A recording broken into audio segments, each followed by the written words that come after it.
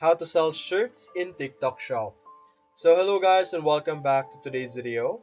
In today's video, let's show you how you will be able to show or sell t-shirts or shirts on TikTok Shop.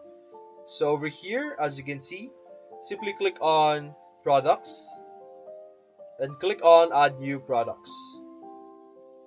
In this page, you will be able to see information that you will be able to add. As you can see here in the first part, we have product image. When it comes to t-shirt, of course, it's very important to be able to show your customers the quality. So ensure that you have proper images or proper photos for your products to ensure that you will be able to provide as much information to your customers. After that, you have categories over here and of course the product name.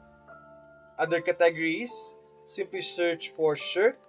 There's specific categories as you can see here, whether it's for women, for men, for pets, and other categories as well. So select those specific items, and TikTok will do its part to help you uh, make it more efficient to sell your item. So that's basically it, guys. If you enjoyed this video, leave a like and subscribe. Thanks for watching.